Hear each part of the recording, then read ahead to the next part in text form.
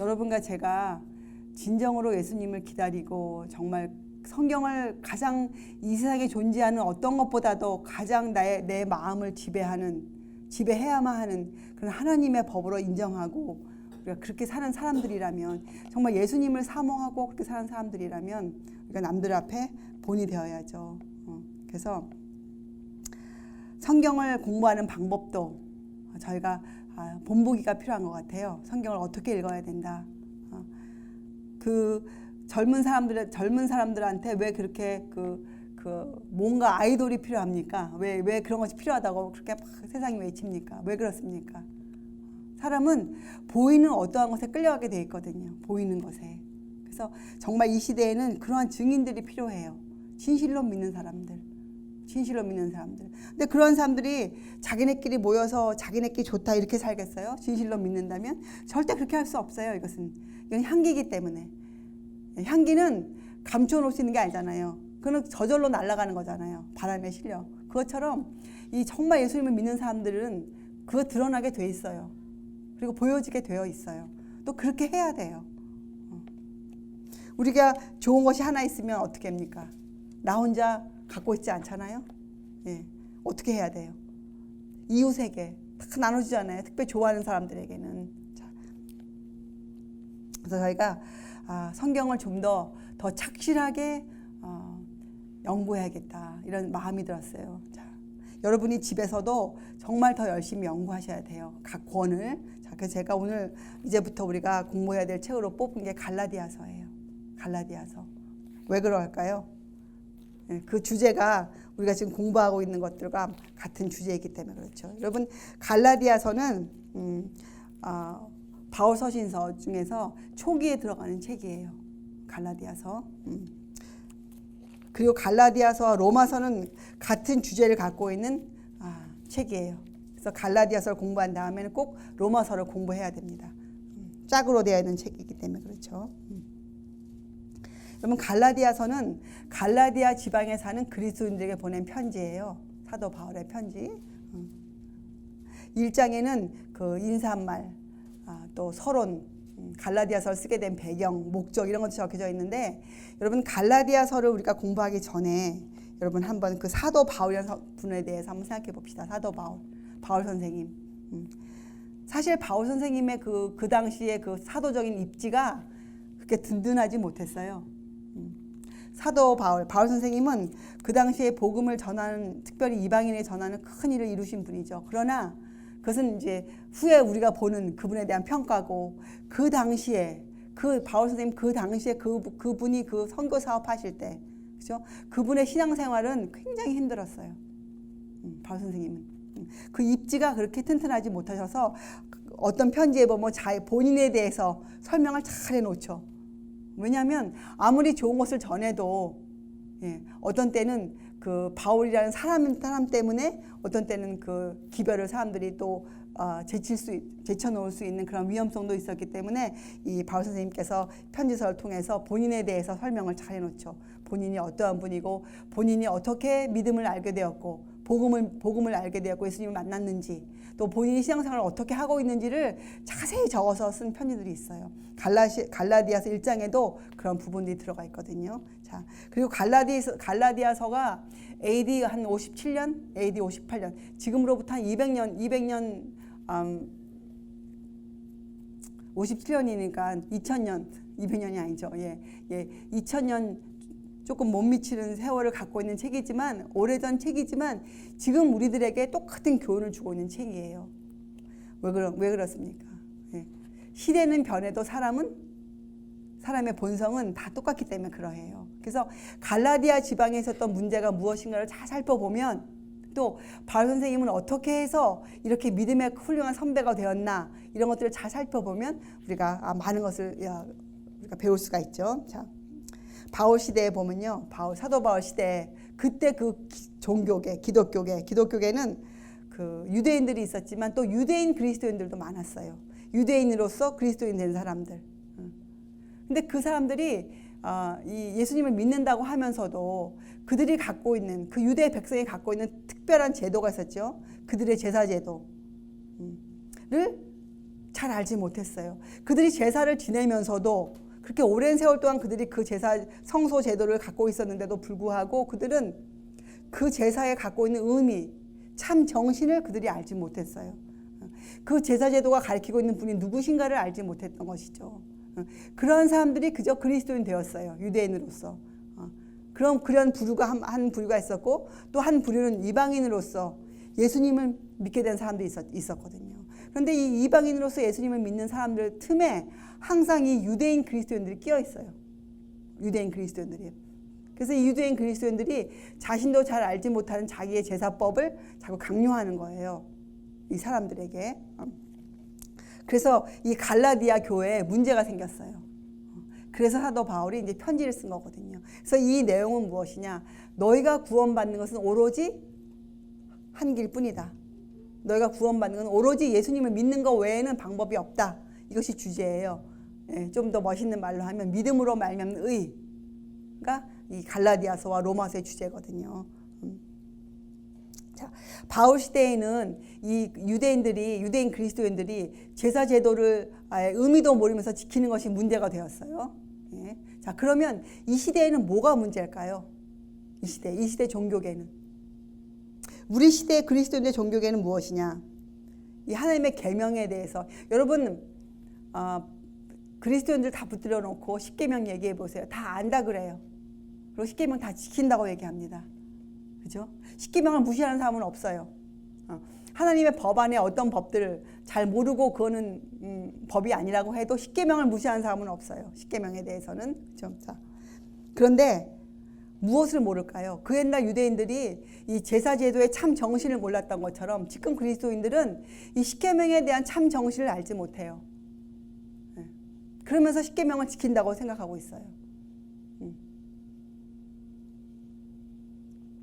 그것들이 굉장히 많은 문제가 되죠. 그래서 똑같아요. 그 당시 유대인 그리스도인들이 예수님에 대한 것을 잘 모르면서 여러 가지 법을 만들어 놓은 것처럼 지금 그리스도인들도 그렇게 하죠. 십계명에 대한 참 정신을 모르면서 그리스도인 나름대로의 규칙들을 세워놓고 있단 말이죠. 이것이 문제예요. 그 문제가 2000년 전에도 있었고 지금 우리 시대에도 있는 것이에요. 그래서 갈라디아서를 잘 공부해 보면 지금 우리에게 있는 문제들을 많이 해결할 수가 있어요. 자, 그리스도인은 선한 행위, 성령의 열매를 세상에 보여줘야 되면 틀림이 없어요. 그렇죠? 그리스도인이라고 하면서 성령의 열매가 없는 것도 큰 문제가 되죠. 분명히 그 선한 행위들이 있어야 됩니다. 그러나 그 선한 행위들을 어떠한 공로, 믿음의 공로로 믿는 것은 구원의 어떤 한 방편으로 믿는 것은 그건 잘못된 것이죠. 그건 오류예요. 오류. 그렇죠?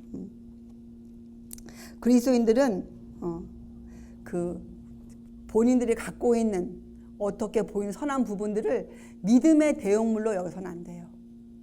우리가 믿음으로 구원받거든요. 어떤 믿음? 예수님을 온전히 믿는 그 믿음으로만 우리가 구원을 받아요. 그런데 많은 사람들은 본인들이 하고 있는 어떠한 그 부분들을, 그 선한 행위들을 믿음의 대용물로 삼으려고 그래요. 그것이 바로 행위로 말미암아 구원을 얻으려고 하는 그런 뜻이라고 성경에 지적되어 있어요.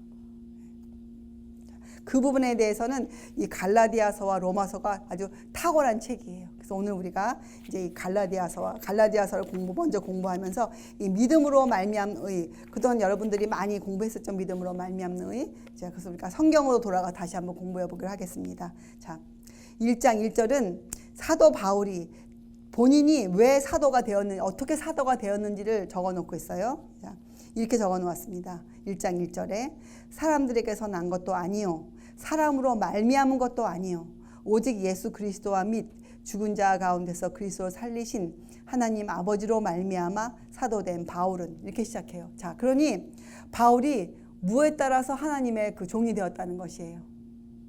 하나님의 뜻을 따라 바울이 종이 되었다. 이렇게 적어 놓았어요. 자, 여러분 이 부르심에 대해서는 우리가 베드로전서 공부할 때 함께 공부했었죠. 베드로전서에서. 자, 부르심, 택하심, 예정은 하나님의 뜻대로 하시는 거예요. 자, 하나님의 뜻은 무엇이라고 적혀져 있습니까? 여기 보면 예수 그리스도와 및 죽은 자 가운데서 그리스도 살리신 하나님 아버지를 아는 것, 그것이 바로 뜻이에요. 우리가 그 뜻대로 그 뜻을 아는 사람들을 하나님이 부르세요. 우리가 이것은 저번 시간에도 공부했잖아요. 어떻게 하나님의 기별, 새로운 기별을 받는 사람이 됩니까? 그 기별을 받을 수 있는 그런 마음의 준비가 된 사람들에게 그런 메시지를 전해주시잖아요. 하나님의 종이 되는 것도 마찬가지예요. 이 하나님 아버지의 뜻, 예수 그리스도가 누구신지, 죽은 자 가운데서 그분 살신 하나님 아버지를 믿는 그 믿음이 있을 때 하나님 그런 사람들을 그분의 종으로 부르신다. 이렇게 사도 바울이 설명해 놓았어요. 자, 그리고 2절과 3절과 4절과 5절은 인사말이죠. 거기에 연결되어서. 자, 그런데 6절에 이렇게 시작돼요. 그리스도의 은혜로 너희를 부르신 이를, 그러니까 이 갈라디아 사람들도 어떻게 예수를 믿게 되었다는 거예요. 어떻게 해요? 바울이 사도가 되었던 그 같은 하나님의 뜻대로 갈라디아 사람들에게도 복음이 전해지게 된 거예요. 그렇죠? 그러니까 바울 선생님이 믿는 거나 믿게 되는 그 동기나 그 말씀이나 갈라디아 사람들이 믿게 된 동기나 말씀이 다 똑같다는 것이죠. 그렇죠? 그리스도의 은혜로 너희를 부르신 이를, 그런데 어떻게 됐다고요? 이같이 속히 떠나 다른 복음 쫓는 것을 내가 이상히 여기노라. 이제 갈라디아 사람들 야단치시는 거예요. 바울 선생님께서. 무엇이 너에게 지금 문제인가? 그 문제점을 지금 이제 찝어서 얘기하시는 거예요. 그 갈라디아의 문제는 뭐였어요? 이들이 시작할 때는 또 같이 믿었는데 어떻게 되었어요? 조그만가? 속히 조그만가 이들이 어떻게 해요? 다른 복음을 받아들이기 시작했어요. 그러니까 다른 복음이니까 뭡니까 이것은? 진리와 섞인 오류죠. 오류. 그렇죠? 진리처럼 보이긴 하지만 이것은 오류예요. 오류가 섞여져 있기 때문에. 7절. 다른 복음은 없나니 다만 어떤 사람들이 너희를 요란케 하여 그리스도의 복음을 변하려 함이라. 자, 그러면 바울 선생님이 전한 복음, 그분이 믿는 복음, 또 갈라디아 사람들이 원래 믿었던 복음은 어떤 복음이었다는 거예요. 여기 그리스도의 복음이었다는 거예요. 다른 말로 하면 예수께서 전하신 복음, 예수께서 믿으셨던 그 믿음이란 말이죠. 그렇죠? 그거 외에는 다른 복음은 없다라고 정의를 내리셨어요. 자, 8절. 그러나 우리나 혹 하늘로부터 온 천사라도 우리가 너에게 전한 복음 외에 다른 복음을 전하면 저주를 받을지어다. 자, 그러니까 세상에는 복음이 몇 가지라는 거예요.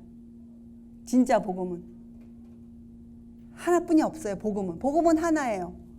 복음은 하나예요. 자, 그런데 갈라디아의 문제는 어떤 문제가 생긴 거예요? 다른 복음, 오류가 들어와 있는 거죠. 오류. 잘못된 것을 믿고 있는 사람들이 생겨나기 시작했어요. 자, 여러분 왜 이런 일이 생길까요? 왜 신실하게 믿으려고 시작했는데 또 갈라디아의 복음을 전한 사람이 누구였습니까? 사도 바울 선생님이셨어요. 근데 왜 이런 문제가 생겼을까요? 여러분, 사단이 하는 일에는 이렇게 말해도 될까요? 사단이 하는 일에는 부족한 것이 없어요. 사단은 왜 그럴까요? 예를 들어서 이렇게 구분해 보는 거예요. 우리들이 예수님을 믿는 일에는 부족함이 있습니까? 있죠. 우리가 온 마음을 다해 주님을 믿지 않잖아요. 그렇잖아요. 많은 사람들이 그렇게 하잖아요. 전적인 헌신을 하기가 힘들잖아요. 부족함이 있어요. 근데 사단은 자기가 하는 일에 부족함이 없단 말이에요. 얼마나 이 무서운 이야기입니까? 여기에 사람들이 또 깨어있지 못해요. 사단은 부족한 일이 없이 자기 일을 행하고 있어요. 사단은 지금. 자, 그렇기 때문에 세월이 갈수록 성경의 말씀이 왜곡되어지고, 그렇죠? 참된 의미에서 벗어나도록 인용되어지기 시작한 거예요. 그래서 지금은 세상이 가장 깜깜한 때예요. 지금은 세월이 그만큼 흘렀잖아요. 지금 사도 바울 시대보다, 지금은 갈라디아 교회보다 지금 교회가 더 깜깜해요. 사단은 부족한 것이 없이 일을 해왔기 때문에. 그리고 여러분 교회 안에서 이 진리가 말이에요. 이 깨끗한 진리가 오류를 감추기 위해서 종종 인용되어지고 있어요. 사람들이 잘못된 것을 전하면서도 성경 말씀을 인용해 사용한단 말이죠. 그렇죠? 갈라디아 교회도 마찬가지였어요. 이 믿음으로 말미암는 의라는 놀라운 진리와 유대인들의 그 제사제도, 잘못된 유대인들의 유전이 혼합되어 있었어요. 그것이 갈라디아 교회의 문제였어요. 사도 바울 선생님이 근데 어떻게 여기서 성공하는가? 그가 지금 어떻게 호소하고 있는가? 왜 사도 바울 선생님은 같이 믿음을 믿는 사람으로서 이러한 시험에 성공했는가? 자, 사도 바울 선생님은 진리와 의의 편에 굳게 서기로 작정하신 분이었죠. 그죠? 예. 우리가 여러분 이 믿음 생활하면서 이 진리 편에 의 편에 굳게 서기로 우리 스스로 확신하지 않는 한 굉장히 힘들어요. 흔들릴 수뿐이 없어요. 그리고 여러분들이 여러분 자신이 지금 믿고 있는 이 기별, 믿고 있는 이 진리에 대해서 절대적인 신앙이 요구되어지고 있어요. 이건 절대적이어야 돼요. 그래야 우리가 타협하지 않아요. 사도 바울은 그러한 것을 갖고 계셨어요. 그래서 그분은 갈라디아 사람들을 이렇게 그들의 죄를 폭로시키고 그들을 이렇게 사심 없이 견책할 수가 있는 사람이었어요. 그래서 여러분들이 성경을 읽으면서 여러분 마음에 이런 확신을 갖고 오셔야 돼요. 확신. 사도 바울 선생님 같은 확신. 예. 진리와 의의 편에 확실히 쓰는 사람. 절대적인 신앙을 갖고 있는 사람.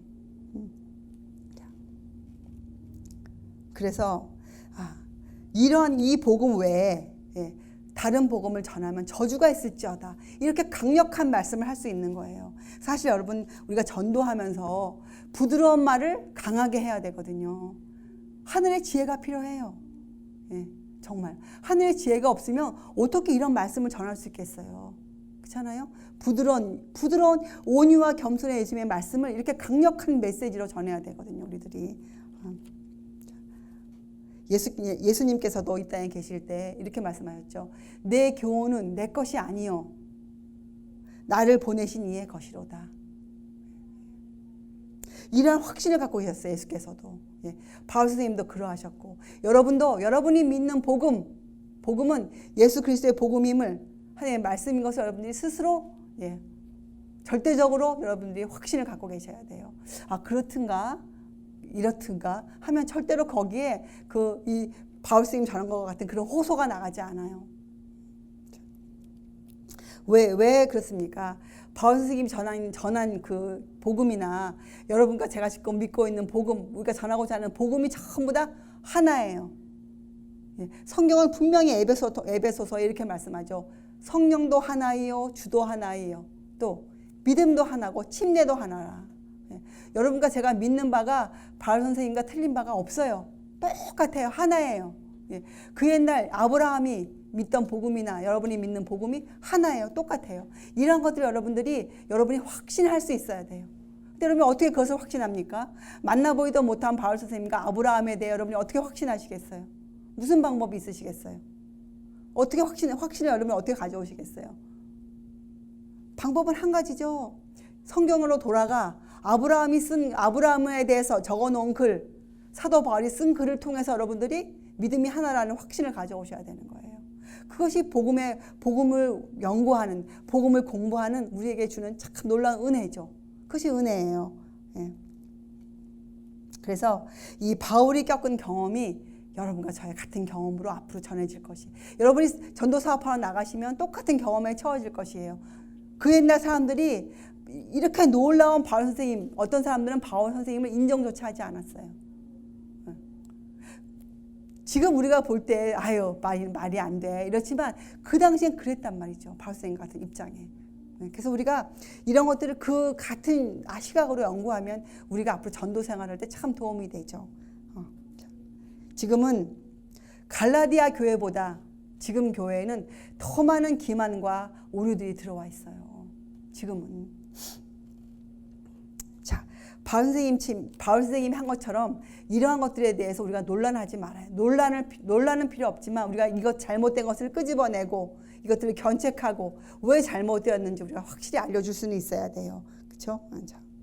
그래서 우리가 이 바울 선생님 같은 용기가 필요하죠.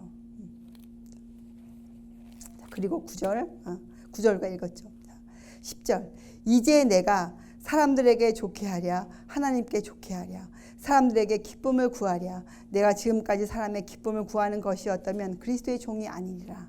자, 11절부터 24절까지 1장 끝절까지는 바울 선생님이 개인적인 왜 자기가 사도인지 자기에게 어떠한 권위가 있는지 이런 것들을 자세히 설명해요. 그 갈라디아 사람들에게. 왜? 앞으로 갈라디아 사람들에게 잘못을 견책하고 갈라디아 사람들에게 그 감화력을 끼치기 위해서는 그 갈라디아 사람들이 이 사도 바울 선생님을 믿음의 선생님으로 믿어줘야 되잖아요. 그 일을 위해서 바울이 지금 설명을 하고 있는 것이에요. 그런데 가장 중요한 게 10절이에요. 어떻게 바울이 바울 되었는지, 어떻게 사도 바울이라는 그 믿음의 훌륭한 선생님이 될 수 있었는지가 10절에 나와 있어요. 자, 바울 선생님의 기본 마음은 이거였어요. 사람들에게 좋게 하랴, 하나님께 좋게 하랴. 모든 문제에 있어서 바울 선생님은 이 둘 중에 하나를 택했어요. 둘 중에 하나를. 자, 여기에서 우리가 이런 교훈을 가져올 수 있죠. 우리가 앞으로 전도를 하고 우리 자신을 위해서도 이 사람에 대해서 좀 알아야 돼요. 사람은 도대체 왜 사람인가? 여러분,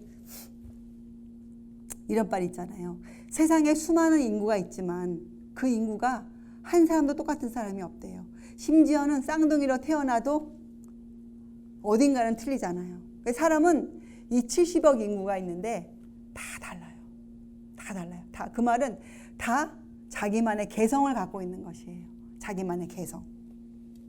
그리고 정도의 차이가 있어서 그렇지 사람들은 다 뭔가에 대해서 조심스러워요.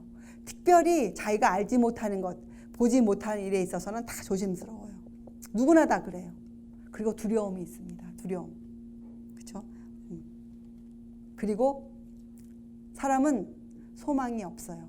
사람이 갖고 있는 소망은 아주 개인적인, 아주 세상적인 것들 외에는 하나님을 모르면 소망이 없어요. 사람들은. 그래서 전부 다 자기 앞에 것만 보고 살아요. 그 사람들에게는 이 두려움이 있기 때문에 확신이 없어요. 확신. 그 세상에서 남들보다 조금 두려움이 없고 남들보다 조금 확신이 강한 사람들을 영웅이라고 부르죠. 영웅. 그것이 사람이에요. 사람. 사도 바울 시대에나 지금 우리 시대에나 사람은 다 똑같아요. 사람은 변하지 않았어요. 개성이 있고 사람은 다 뭔가에 조심스러워하고 사람은 두려움이 많아요. 그리고 확신이 없어요. 사람들에게는.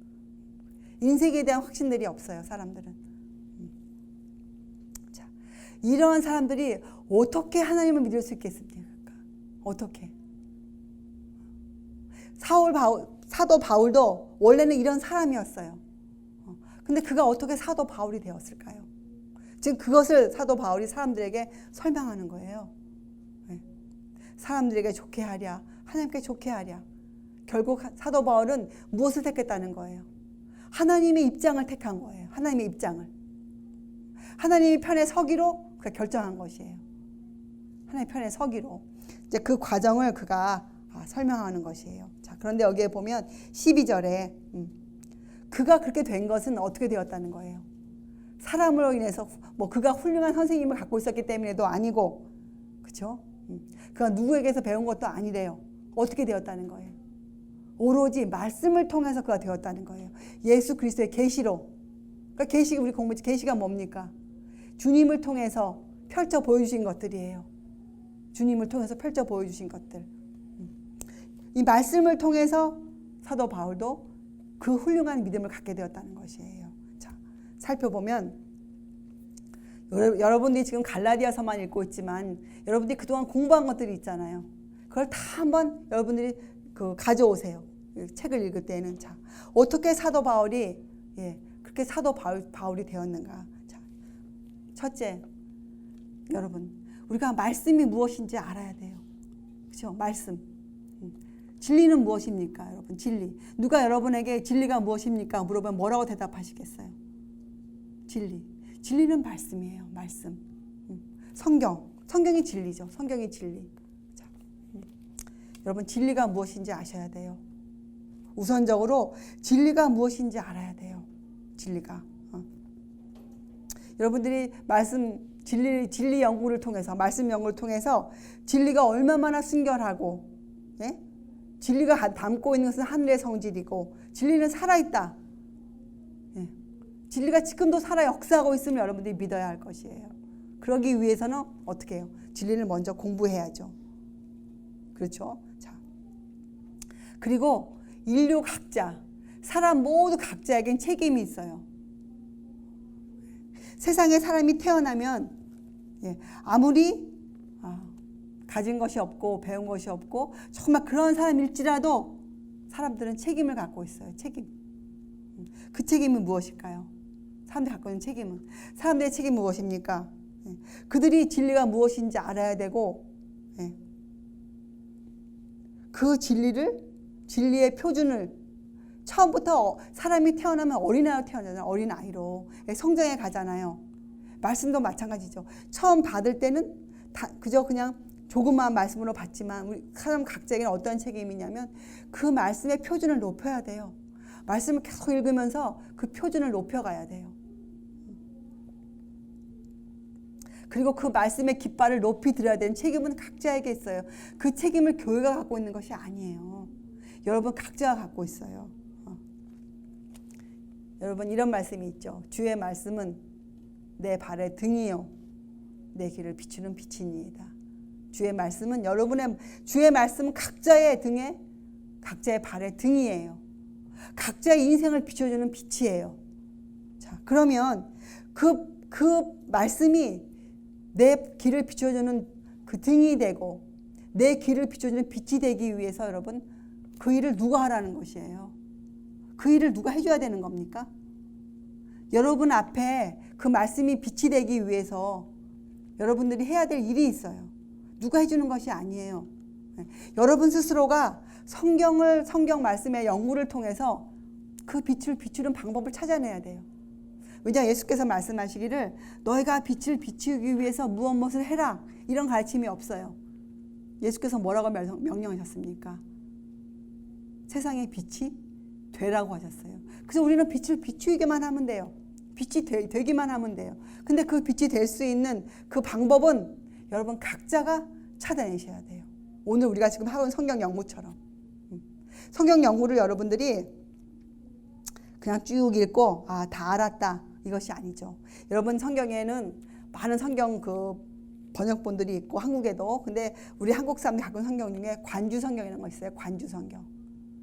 그것은 특별히 옛날에 그 우리 선배들이 보던 성경 이렇게 적혀져 있는 성경이 있잖아요. 그렇죠? 새로 적혀져 있는 이런 성경. 거기에 보면 위에 전부 다 그 숫자들이 쭉 적혀져 있었어요. 숫자들이. 그게 뭐냐 관주예요. 관주. 관주는 난회. 여러분 난회 이런 주 난회 해석 이런 거 보면 나오죠. 그게 뭐냐면 누가 해놓았는지는 모르지만 오랜 세월 동안 성경의 역사가 몇 년입니까? 성경. 예. 그 오랜 동안 예수님의 그 기독교 시대 동안 이 성경책이 오랜 세월 동안 있으면서 믿음의 선배들이 성경을 쭉 연구해 오시면서 관주라는 것을 만들어내었어요. 관주. 그래서 그건 뭐냐면 성경 한 절 읽다가 그 성경절과 연결된 절들이 성경에 많아요. 그런 것들을 전부 다 연결시켜 놓은 것을 우리가 관주 성경이라고 불러요. 관주 성경. 그래서 성경을 연구할 때는 분명히 관주 성경을 꼭 사용하셔야 돼요. 관주 성경대로 성경을 읽어야 돼요. 다 찾아가면서. 근데 저도 해봤지만 상당한 인내가 필요합니다. 굉장한 인내가 필요해요. 금방 지쳐버려요.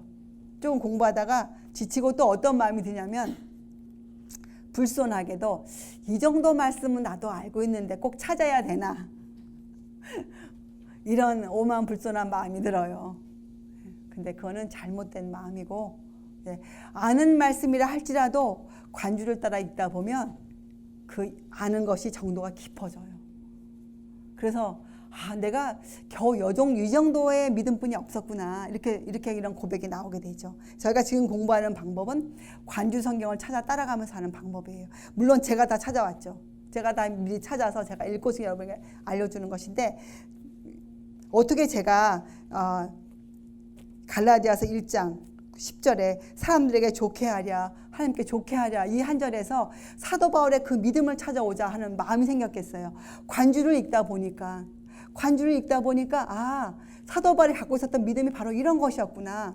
이런 믿음이 있었기 때문에 그가 사도가 될 수 있었고 그가 갈라디아 교회를 향해서 그가 그런 야단을 칠 수 있는 그런 사랑의 사도가 될 수 있었구나. 이렇게 제가 이해가 되었기 때문에 지금 이런 말씀을 드리는 거예요. 자, 첫째, 우리가 사람들에게 좋게 하랴, 하나님께 좋게 하랴. 이 시험에서 우리가 자유로워지려면, 예? 여러분이 이 시험을 통과하려면 여러분들이 진리에 매어 달리고 있어야 돼요. 여러분들이 진리가 무엇인지 확실히 알고 있어야 돼요. 진리에 대해서는. 그리고 여러분 스스로가 내가 이 진리에 대해서 책임이 있다. 나에게 비춰진 빛에 대해서는 나에게 책임이 있는 거예요. 왜? 그 빛은 내 발의 등이고 내 길을 비추는 빛이 되어야 되기 때문에 그것은 내가 해야 되는 게 내가. 교회가 사람들이 이런 말 잘해요. 나 몰랐습니다. 가르쳐주지 않았습니다. 근데 이것이 절대로 핑계거리가 되지 못해요. 우리에게는 세상에는 성경이 지금 놓여져 있기 때문에 그러해요. 본인의 빛이에요. 자, 디모데후서 2장 19절에 이런 말씀이 있어요.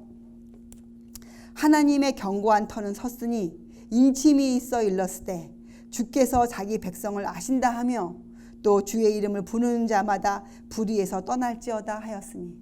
네, 디모데후서 2장에 보면 하나님의 견고한 터는 섰으니 이게 무슨 말씀이에요? 이미 성경이 갖고 있어야 될 그 능력과 힘을 이미 세상에 보여주고 있는 것이에요. 하나님의 견고한 터는 이미 섰어요. 또 인침이 있어 일렀을 때 이제 여러분들이 이런 글을 읽을 때 의심이 없죠. 인침이 무엇인지 여러분들이 공부를 했기 때문에 인침. 자, 주께서 자기 백성을 아신다 하며 특별한 사람들만은 불러 모으시는 것이 아니에요. 이런 하나님의 견고한 터가 무엇인지 아는 사람들, 그 터 위에 서 있는 사람들, 또 주의 이름을 부르는 자는 누구예요? 바로 그런 사람들은 그저 예수님을 예수라고 공언하는 사람들만이 아니에요. 뿐이 아니에요. 그런 사람들 지칭하는 것이 아니에요. 이 견고한 터 위에 서 있는 사람들, 하나님의 인을 받고 있는 사람들, 그런 사람들은 어떻게 해요? 불의에서 떠날지어다. 자, 예수님께서 이렇게 말씀하셨죠. 마태복음에 시험에 들지 않게 깨어있어 기도하라. 여러분, 우리에게는 시험이 수시로 와요. 근데 그 시험의 대부분이 뭔지 아세요? 사람들에게 좋게 하랴, 하나님께 좋게 하랴. 내가 이 사람 눈치를 혹시 봐야 되지 않을까? 어떤 때는요, 복음을 전하면서도 그런 마음이 들 때가 있어요. 내가 혹 이것은 좀 이런 모양으로 전해야 되지 않을까? 이런 마음이 들 때가 있거든요. 그래서 우리가 이 시험에서 자유함을 얻기 위해서 우리가 이런 경고의 말씀들을 들어야 돼요. 시험에 들지 않게 깨어있어 기도하라. 여러분, 그 다음 절이 뭡니까? 마음에는 원이로되 육신이 약하도다. 여러분 잘 읽어보세요. 그럼 시험에 든다는 것은 무슨 문제예요? 마음은 원인데 육신이 약하기 때문에 시험에 든다는 뜻 아니에요. 근데 이 절을 갖고 예전에는 이것 봐, 시험에 들어도 괜찮아. 우리는 어쩔 수 없어. 우리는 죄를 지을 수뿐이 없어. 왜냐하면 예수께서 말씀하셨지. 마음엔 원인데 육신이 약하다고. 그런 뜻이 아니잖아요. 시험에 들지 않게 깨어 있어라. 너희가 깨어. 의식이 있으라는 거예요. 생각 좀 하고 살라는 거예요. 예수님께서. 깨어 있으라는 것은 의식이, 생각이. 잠을 자도 우리의 뇌는 일을 하거든요. 뇌는. 생각은 돌아가잖아요. 그래서 사람에게는 잠재의식이라는 것이 있어요. 잠재의식. 의식이 깨어 있어야 돼요. 그래서 여러분, 진리에 매어 달려야 하세요. 이제부터. 성경을 그렇게 연구하셔야 돼요. 자, 그리고 여러분 스스로가 이 빛을 발견해내는 방법. 빛을 빛되게 하는 것. 깨달음은 여러분 스스로가 가져와야 되는 거예요. 깨달음. 그렇게 여러분이 진리에 매어 달릴 때 누가 여러분 곁에 오십니까?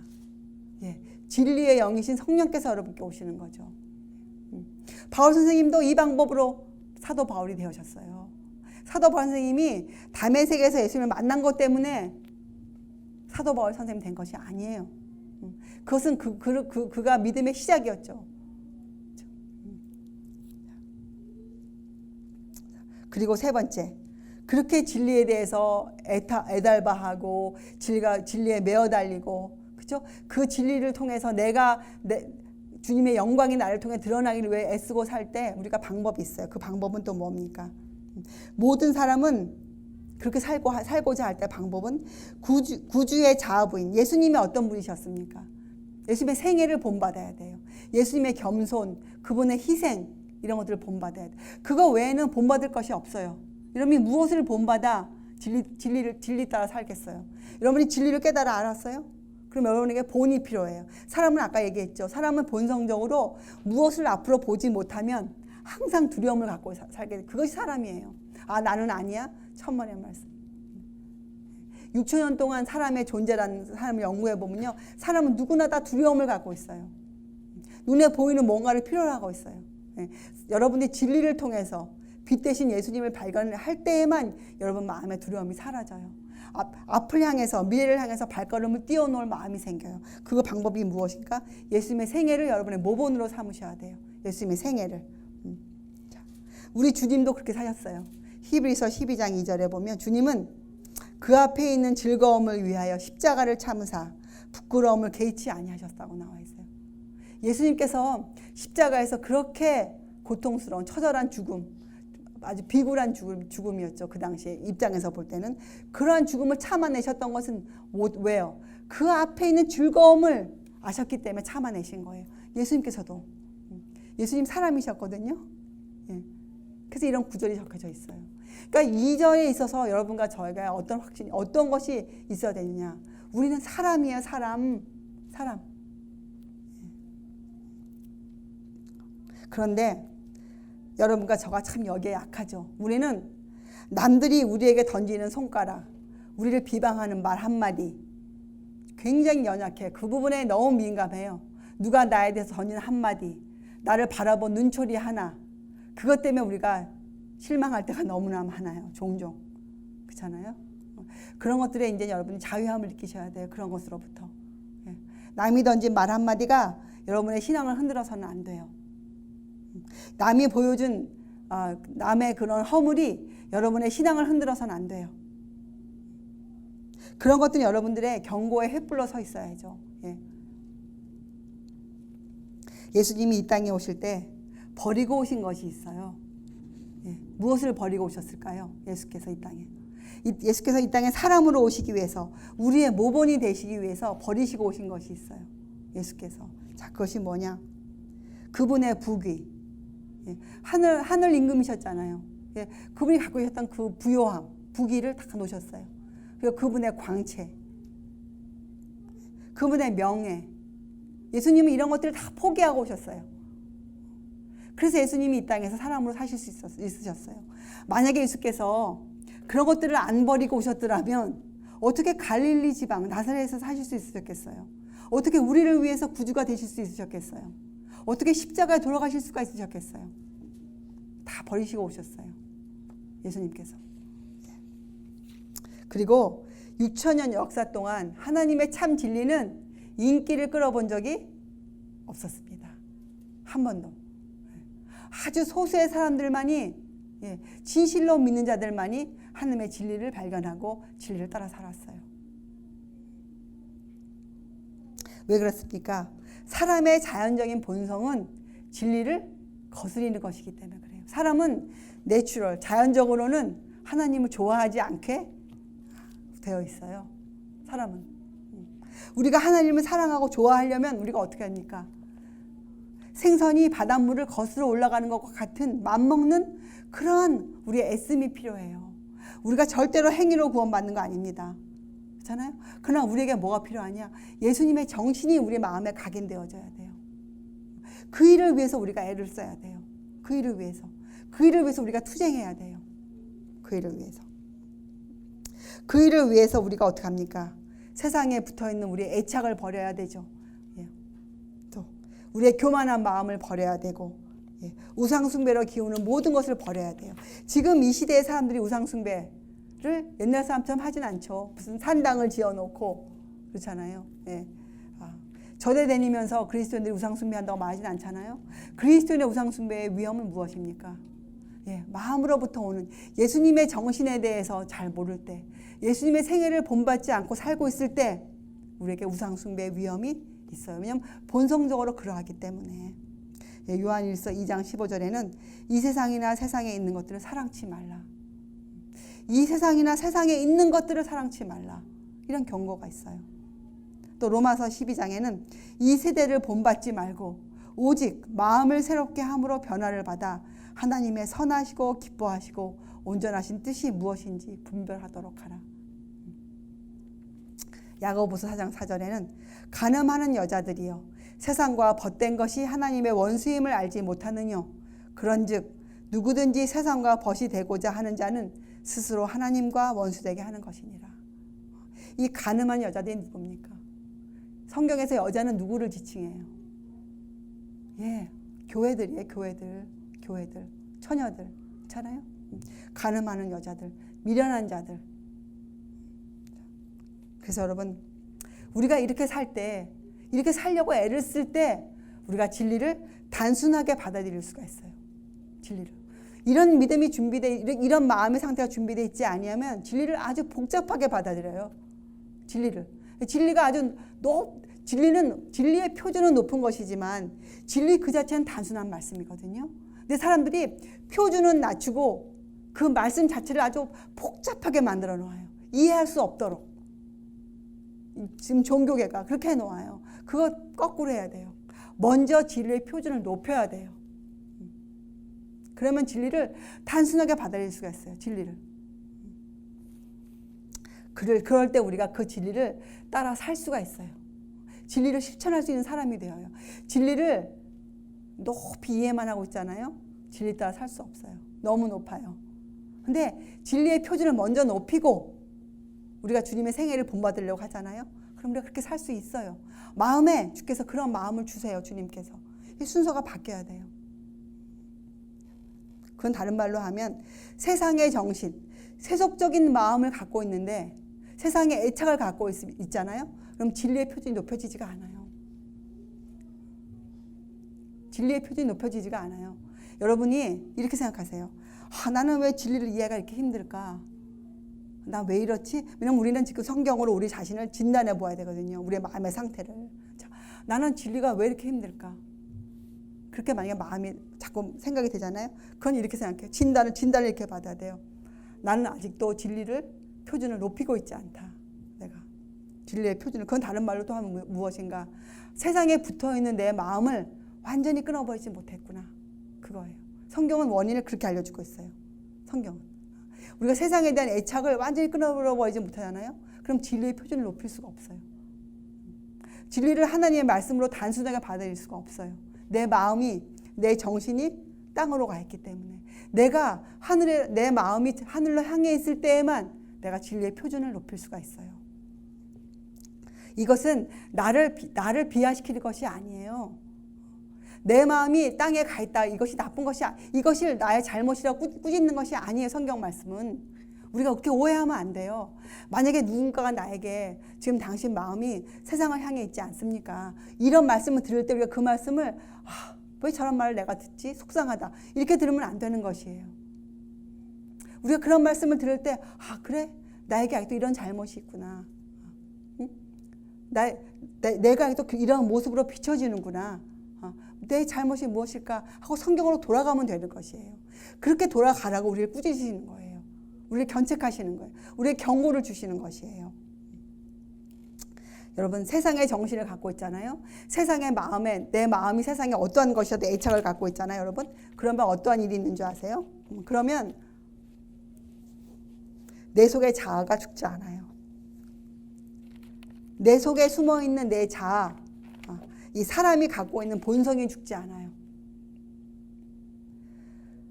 다른 말로 하면 인간이 갖고 있는 교만함이 뭔지 아세요? 하나님을 대적하는 마음이에요. 그 마음이 죽지를 않아요. 하나님의 말씀의 표준이 높여지지가 않아요. 그것이 큰 문제예요. 자, 그 문제를 해결하기 위해서 우리가 어떻게 해야 되는가? 첫째, 진리를 찾아야 돼요. 진리에 매어 달리는 마음을 가져야 돼요.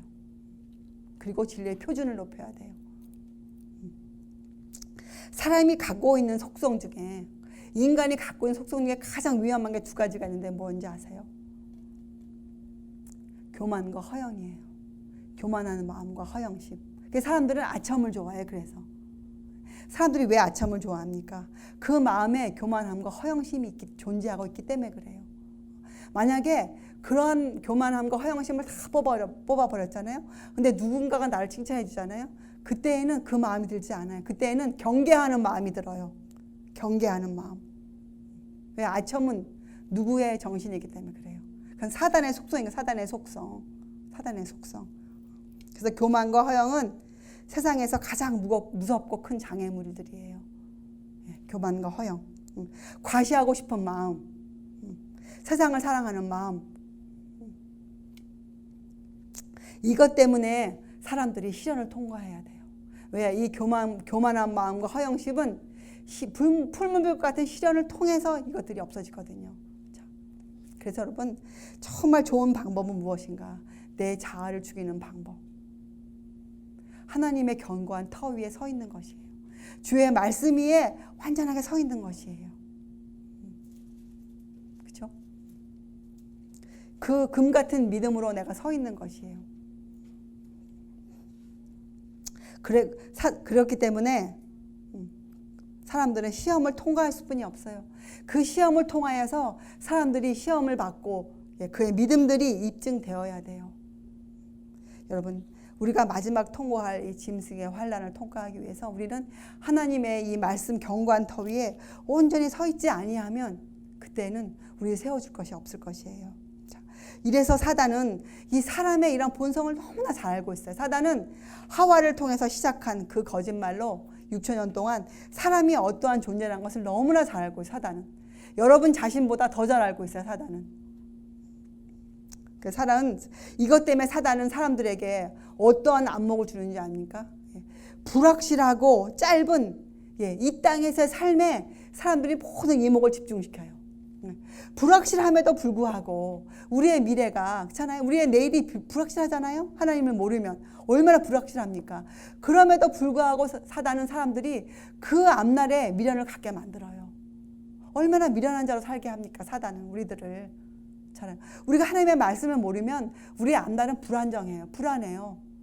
하나님이 천사를 통해서 이 땅 바람을 지금 붙잡아 주시지 않으시면 어떠한 천연재해가 붙지 몰라요. 그렇잖아요? 사단이 어떠한 천연재해를 일으킬지 몰라요.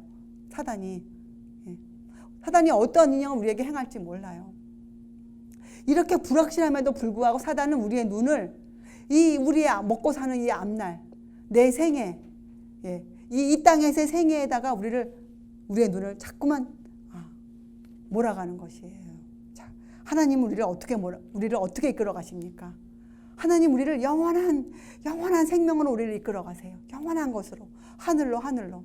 이것은 굉장한 차이가 있어요, 여러분. 엄청난 차이가 있는 것이에요. 자, 여러분 기억하세요. 예수님께서는 우리가 지금 겪고 있는 것과는 비교될 수 없는 고통의 생애를 사셨어요. 여러분 삶이 지금 힘들거나 어렵거나 할 때마다 우리가 기억해야 될 것이 있어요. 예수님의 실질적인 생애는 우리와 비교할 수 없는 고통의 생애셨어요. 그리고 예수님은 처참한 죽음을 통과하셨어요. 우리가 걸어갈 수 있는 길, 우리가 앞으로 바라봐야 될 길은 바로 그 길 하나뿐이 없습니다. 다른 길이 여러분 앞에 놓여져 있지 않아요. 사도 바울은 그 길을 너무나 잘 알고 있었어요. 사도 바울은. 그래서 그는 어떻게 됐습니까?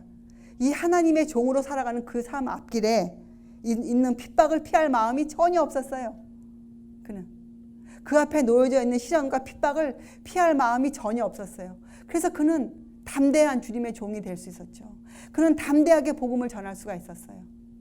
그렇죠? 그가 그러한 매를 맞고도 그가 주의 종이 될 수 있었어요. 그가 전한 이 갈라디아 교회, 그가 복음을 전해서 세워놓은 이 갈라디아 교회를 통해서 그는 그 사람들에게 이런 어마어마한 말씀, 너희들이 지금 잘못 믿고 있다. 너희들이 앞으로 계속 그렇게 믿으면 너희들은 저주를 받는다. 이런 말씀을 담대하게 전할 수 있었어요. 사도 바울은. 여러분과 저도 마찬가지예요. 이 길 하나뿐이 없습니다. 여러분 예수님을 한번 상상해 보세요. 예수님의 그 모습 안에서 꾸민 것이 뭐가 있었습니까? 예수님 옷 하나 제대로 변번이 안 갖고 계셨는데, 입성 하나. 그분께는 집 하나 제대로 없으셨는데, 그분은 남에게 뭔가 보여줘야겠다. 아니면 내가 뭘 해야겠다. 이런 것이 전혀 없었어요. 예수께는. 그렇기 때문에 우리가 그분은 복음 예수께서 사시면서 내가 앞으로 이 세상에 살기 위해서 이런 것들 좀 생각해 봐야겠다. 이런 것 좀 염두에 두어야겠다. 이런 것이 전혀 없으셨어요. 예수께는 무엇만 있었을까요? 내가 저들의 영혼을 위해서, 저들의 영원한 삶을 위해서 내가 무엇을 해야 좋을까? 내가 어떻게 하는 것이 옳은 것인가? 이것만 예수께서는 생각하셨거든요. 사도 바울도 마찬가지였어요. 주님의 본을 따라서 영원한 결정, 사람들에게 좋게 하랴, 하나님께 좋게 하랴. 그래서 여러분, 우리가 앞으로, 그럼 여러분 생각에 사도 바울은 사도이셨기 때문에 그런 생애를 사셔야만 했는데, 그럼 여러분과 저에게는 그런 생애가 필요 없단 말입니까? 성경은 밝히 말하기를 여러분과 저도 예수님을 따라, 사도 바울을 따라 살아야 된다고 적혀져 있어요. 그렇잖아요? 마태복음에 예수님을 위해서 희생한 사람들은, 그죠?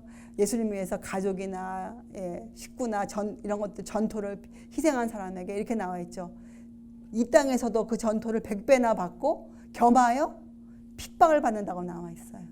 겸하여 핍박을 받는다고. 그래서 핍박은 여러분과 저 앞으로 우리 생애에 굉장히 익숙한 것이 되어야 돼요. 익숙한 것. 그것을 피할 생각을 하지 말아야 돼요. 그리고 여러분과 제가 이 진리에 온전히 들어갈 때, 진리에 온전히 메어 당길 때, 그때 우리의 자아가 완전히 죽을 것이에요. 우리의 자아가 완전히. 남들이 하는 핍박이나 남들이 하는 비방이나 조롱이 전혀 문제가 되지 않을 것이에요. 어려움이 문제가 되지 않을 것이에요. 교만과 허영이 이런 일을 해놓지 않으면 우리의 큰 장애물이 되지만, 주의 법을 사랑하는 자에게는 어떻게 해요? 장애가 없다고 나와 있잖아요. 시편에. 그리고 어떻게 해야 돼요? 그리고 나서 우리가 뭐 해야 돼요? 하느님의 약속을 굳게 붙잡아야 돼요. 여러분, 성경에 많은 약속들이 적혀져 있지 않습니까? 갈라디아서에도 보면 많은 약속들이 있어요. 그런데 우리가 이런 약속들을 어떻게 내 것으로 붙잡습니까?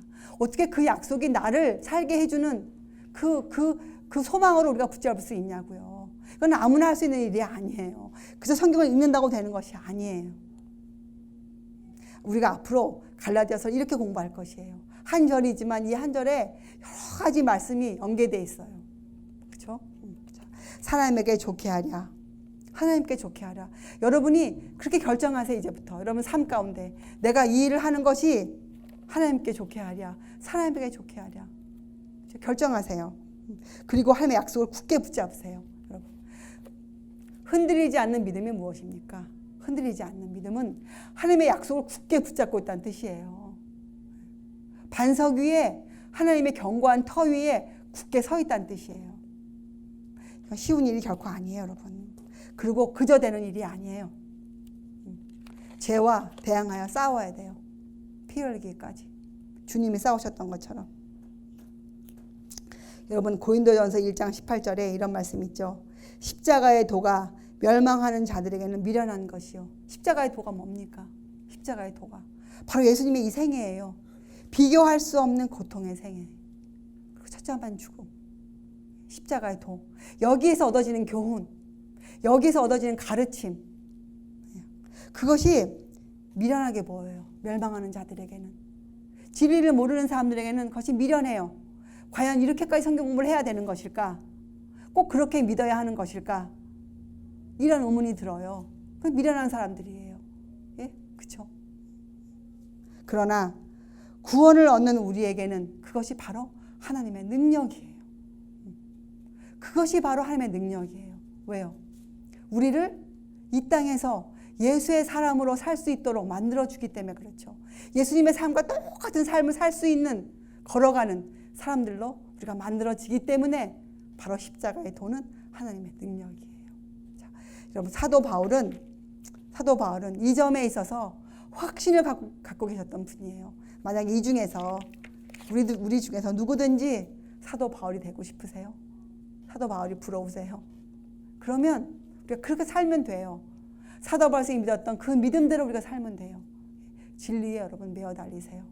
그리고 그 빛을 여러분이 비추시기 위해서 깨달음을 가져오세요. 그 진리 안에서. 여러분, 끝으로 호세아서에 보면, 여러분, 호세아서는 어떤 책입니까? 호세아서. 예, 그 호세아가 선지자가 그 이스라엘 나라의 그 잘못됨을 보여주기 위해서 그는 그렇게 살았어요. 잘못된 삶을 보여주기 위해서 어떻게 했습니까? 잘못된 여자를 아내로 삼고 살았어요. 그가 실물 교훈 되기 위해서 호세아가. 근데 거기에 보면 읽어보면 2장 19절에 읽어보면 왜 하나님께서 예수님께서 우리의 신랑이 되시는지 이유가 나와 있어요. 왜? 거기 이렇게 나와 있습니다. 그분은 의와 공변됨과 은총과 긍휼로 되시기 때문에 우리의 신랑이 되실 수 있어요. 예수님을 여러분이 성경에 찾아와야 되는데 성경 안에서 예수님에 대해서 그분이 의가 되심을 찾으셔야 돼요. 그리고 그분의 공변됨. 공변이란 것은 무슨 뜻인가? 행동이나 일처리가 사사롭거나 치우침이 없이 공평한 것이에요. 여러분 사람들이 갖고 있는 오해 중에 이런 오해가 있죠. 구약을 읽으면서 하나님이 너무 전쟁을 많이 하신다. 사람을 너무 많이 죽이신다. 이러한 안목으로 보는 사람들이 많아요. 자, 그런데 우리가 그것을 읽으면서도 하나님의 공변됨을 찾아야 돼요. 하나님이 하시는 그 행동, 하나님이 하신 그 일은 어떻게 해요? 사사롭거나 치우침이 없어요. 공평한 일이셨어요. 그렇게 한 이유가 있으셨어요. 그걸 찾아내야 돼요. 그리고 하나님의 은혜를 여러분들이 찾으셔야 돼요. 이 성경 안에서 은혜. 오늘의 여러분을 여러분 되게 하신 그 은혜를 찾아내셔야 돼요. 그리고 하나님의 긍휼을 찾아내셔야 돼요. 그래야 예수께서 우리의 신랑 되세요. 되실 수 있으세요. 이것이 성경을 올바로 읽는 방법이에요. 결코 쉬운 일이 아닙니다. 성경을 상고하는 이유가 영생을 얻고자 함이에요. 하늘에 가고자 함이에요. 그래서 성경을 읽는 방법이 결코 쉬운 방법이 아니고 누구 따라 읽는 것도 아니에요. 자, 이제부터 여러분과 저는 갈라디아서 이렇게 공부할 것이에요. 한 절이지만 여러분이 이것을 마음에 여러분이 새기면 사도 바울이 이런 마음으로 갈라디아서를 썼다. 그리고 이런 마음으로 갈라디아서에 편지를 보냈다. 또 갈라디아 사람들은 이러한 마음으로 편지를 받아보았다. 갈라디아서를. 그래서 서로에게 유익이 되었어요. 서로에게 교훈이 되었어요. 그렇죠? 자, 여러분들이 앞으로 이런 마음의 바탕을 갖고 이 믿음으로 말미암는 의라는 놀라운 주의 말씀. 특별히 이 마지막 시대에 우리가 꼭 알아야 되는 육체로 오신 하나님, 사람으로 오신 예수님에 대해서 왜 그분이 우리의 의가 되시는지, 왜 그분을 믿는 것만이 우리의 구원의 유일한 방법인지, 우리의 선한 행위들조차도 그분 앞에서는 아무 소용이 없는, 그분 안에 우리의 생명이 그분 안에 감추어져 있어야 하는, 모든 것은 그리스도로 말미암아 생겨야만 하는 것인지, 우리는 왜 완전한 피조물이야만 되어야 하는 것인지, 이런 것들에 대한 이해가 깊어질 것이에요. 이 이해가 깊어지게 하기 위해서 사도 바울은 그 옛날에 갈라디아서를 우리에게 남겨놓았어요. 그래서 오늘 우리가 1장을 공부했습니다. 갈라디아서 1장. 그저 읽고 지나갈 수 있는 글들이지만 아니에요. 사도 바울은 그러한 마음으로 적지 않았어요. 그가 하나님의 종이 된 것도 어떻게 해요? 예수님을 알았기 때문에, 그가 예수님을 발견했기 때문에, 예수님의 생애가 어떠했던 걸 알았기 때문에 그가 사도가 될 수 있었어요. 그가 복음을 전할 수 있었어요. 여러분도 이 마지막 시대에 그런 주님의 종이 되기를 원하세요? 또 그렇게 살아야 되겠어요? 그러면 어떻게 해요? 이런 것들을 깨달아 아셔야 돼요. 그리고 이제부터 여러분과 저는 이 일주일 동안 갈라디아서를 열심히 읽어오세요. 갈라디아서를. 그리고 여러분 실제적으로 생활 가운데에서도 매일매일 어떤 시험에 부딪히잖아요.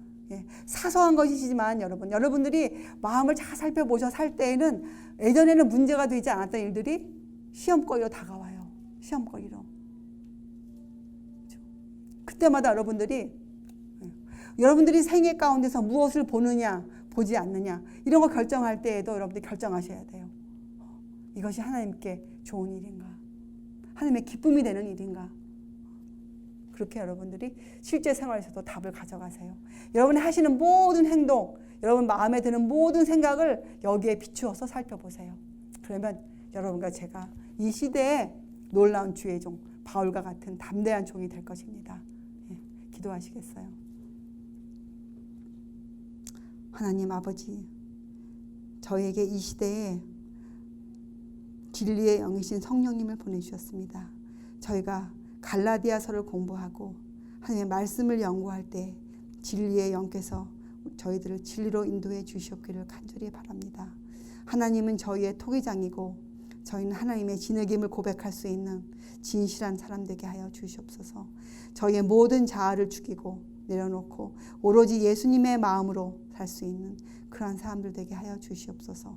감사드리오며 귀하신 예수 그리스도의 이름으로 아버지께 간절히 기도드리옵나이다. 아멘.